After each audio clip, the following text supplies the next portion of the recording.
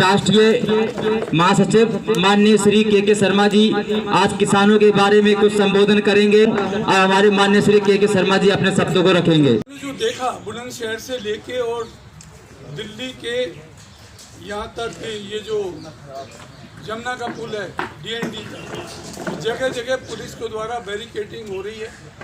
जगह जगह जो हमारे किसान भाई हैं, जो उनके किसानों के परिवार के जो लोग हैं, उनको रोका जा रहा है। आपने देखा होगा, आप सब मुझसे ज़्यादा विद्वान हैं, आपको सारा नॉलेज है कि लॉकडाउन हुआ, कोरोना वायरस के लिए लॉकडाउन हुआ तो हर चीज़ से काम चल गया, बंद हो गए, लेकिन अन्न की ज़रूरत पड़ी, हम लोगों को भोजन की ज़रूरत पड़ी, दूध की ज़रूरत पड़ी, अनाज की ज़रूरत पड़ी, दालों की ज़रूरत पड़ी, और उसके बिना हमारा काम नहीं चल पाया। लेकिन आज अफसोस इस बात का है कि आज अपनी बातों को कहने के लिए अन्नदाता की बात को सुना नहीं जा रहा है। केवल कुछ चंद पूंजीपतियों को हाथ में 87% बिजनेस सौंपने के लिए एक इस तरीके की काले कानून 3 पार्लियामेंट के अंदर पास कराए गए। सबसे बड़ी बात यह है कि वो ये कहते हैं कि हम आपकी खुशी के लिए हम ये आपको दे रहे हैं, हम आपकी खुशी के लिए 3 कानून पार्लियामेंट में पास किए हैं। भाई आप किसानों की खुशी के लिए ही तो 3 कानून लाए हैं। आपके कहने के मुताबिक किसान कह रहे हैं कि हमें इससे खुशी नहीं मिलेगी, हमको तो जो पहले थे उसी से खुशी मिल रही थी, वही रहने दीजिए। तो उसमें क्या आपत्ति हो सकती है? मिनिमम सपोर्ट प्राइस, जो मिनिमम सपोर्ट प्राइस है, न्यूनतम खरीद का जो मूल्य है, किसानों का उपज का जो मूल्य है, वो अगर वो उसको खुशी से चाहते हैं और आप भी कह रहे हैं कि वो रहेगा, तो उसको दोबारा से एक संशोधन कर दीजिए अपने विधेयकों के अंदर कि कोई भी व्यापारी हो, कहीं का भी व्यापारी हो, किसी भी जगह का किसान हो, वो उससे जो सरकार के द्वारा निर्धारित किया जाएगा, जो मंडी समिति के द्वारा, जो स्थानीय राज्य सरकारों के द्वारा जो मिनिमम उपज जो निर्धारित की जाएगी, वो उससे कम नहीं खरीदेगा। आप कर दीजिए। मेरा कहने का मतलब ये है कि जब आपने देखा होगा कि कुछ दिन पहले आलू पंजाब के किसानों ने, हरियाणा के किसानों ने, यूपी के किसानों ने आलू जब 2 रुपये किलो बिका तो उसे सड़कों पर फेंक दिया। लेकिन वही आलू के जब चिप्स आपने खरीदे तो क्या भाव आपको मिले? तो हमारे कहने का मतलब ये है कि उपभोक्ता तक पहुँचने में और किसान की उपज के बीच में इतना अंतर नहीं होना चाहिए, इतनी बड़ी लूट नहीं होना चाहिए, इतना बड़ा धोखा नहीं होना चाहिए जो वर्तमान में चल रहा है और जिसकी आगे आने वाले वक्त में बहुत ज़्यादा उम्मीद है और वो और अधिक बढ़ेगा, जिसका खतरा हमारे किसान भाइयों को है। हम किसानों का जो आंदोलन है वो पूरा का पूरा गैर राजनीतिक है और हम लोग केवल सरकार से आपके माध्यम से बड़ी विनम्रतापूर्वक, आग्रहपूर्वक ये निवेदन करना चाहते हैं कि वो किसानों की मांगों को तुरंत मान लें और जो उनके काले कानून हैं, जो किसान विरोधी हैं, जो जन विरोधी हैं, उनको वापस दें। लोकतंत्र के अंदर लोकतांत्रिक तरीके से चुनी हुई सरकार की कोई प्रतिष्ठा की बात नहीं होती है। प्रतिष्ठा तो उसी में होती है जिसमें जनता चाहती है, जिसमें लोग चाहते हैं, जिसमें बहुमत चाहता है, जिसको लोग चाहते हैं, वही हमारी प्रतिष्ठा है। मैं अपने सम्मानित माननीय प्रधानमंत्री जी को, गृह मंत्री जी को, कृषि मंत्री जी को और जो भी मंत्रियों का समूह किसानों से वार्ता में शामिल है, मैं उनसे विनम्रतापूर्वक अनुरोध करना चाहता हूं कि आप जिद मत करिए, इसे प्रतिष्ठा का प्रश्न मत बनाइए, इसे देश के हित से जोड़ते हुए किसानों की बात को मान लीजिए। किसान हमारे देश को कहा जाता है कृषि प्रधान देश है भारत, तो जब कृषि प्रधान देश हमारा है तो हमें किसानों की बात को तरजीह देनी चाहिए और उसके लिए इतना बड़ा इशू नहीं बनाना चाहिए। और यदि हम ये निवेदन करना चाहते हैं कि यदि किसानों की बात को नहीं माना गया, नहीं किया गया, तो इसका जो परिणाम होगा वो आज आप देख रहे हैं, जो दिल्ली में हमारे साथी रह रहे हैं उनको भुगतना पड़ेगा अनावश्यक रूप से, चूँकि सब्जी नहीं आएगी, दूध नहीं आएगा। हमारे जो और साथी दिल्ली में हमारे भाई रहते हैं उनको दुखी होगा।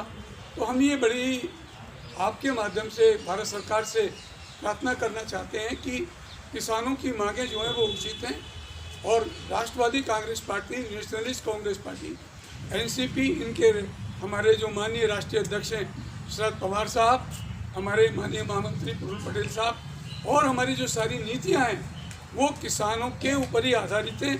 हमारी पार्टी का जो मेन एजेंडा है, जो हमारे उद्देश्य हैं, जो हमारे कार्य हैं, वो किसानों के हितों को लेके हैं। कि यूपीए गवर्नमेंट के अंदर जब हमारे माननीय राष्ट्रीय अध्यक्ष माननीय शरद पवार साहब कृषि मंत्री थे तो किसानों की हर उपज का मिनिमम सपोर्ट प्राइस किया गया और उससे भी ज़्यादा उनको दिया गया और किसानों को अपनी उपज को उसका व्यापार करने के लिए भी उनको बाहर भेजने के लिए भी अधिकृत किया गया। चीनी मिलों को बाउंड किया गया इस बात के लिए कि वो क्या किसानों का जो गन्ने का बकाया है उसको तुरंत दें। और जब देखा कि इतने से भी बात नहीं बन रही, किसानों की आर्थिक स्थिति नहीं सुधर रही, तो फिर किसानों का कर्ज माफ़ किया गया।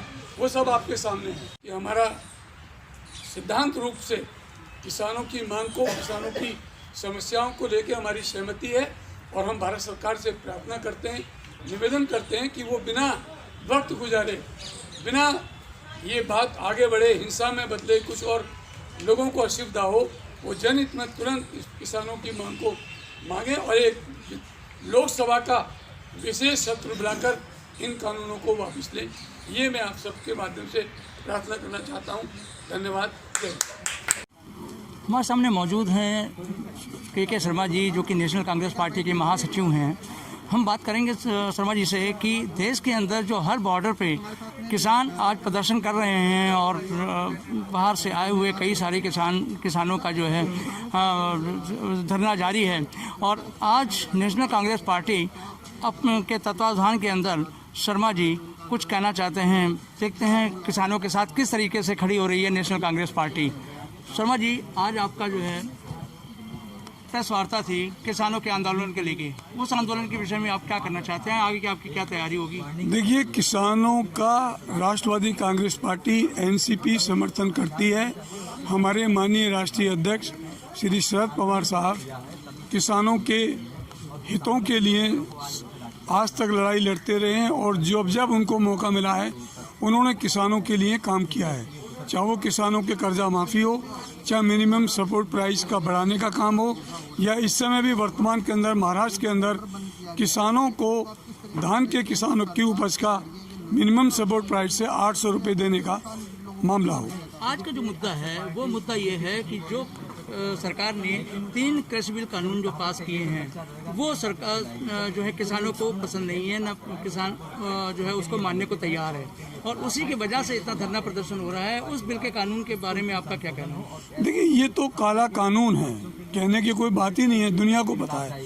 किसान अपने दर्द को लेके आए हैं और भारत सरकार को हम चाहेंगे ईश्वर सद्बुद्धि दे, वो उनकी बात को माने, जिद का सवाल न बनाए, इसे प्रतिष्ठा का प्रश्न न बनाए, इसको जनहित का प्रश्न बनाते हुए इनकी समस्या का समाधान करें। नेशनल कांग्रेस पार्टी अगर इनको सपोर्ट करके आती है आगे, तो किसानों के बारे में आपका क्या कहना होगा सरकार? देखिए, हम तो किसानों के साथ ही हैं और हम किसानों की बात मानने के लिए भारत सरकार से पार्टी की तरफ से भी एक पार्टी के रूप में भी आग्रह कर रहे हैं कि वो किसानों की जनहित में किसानों की बात को माने।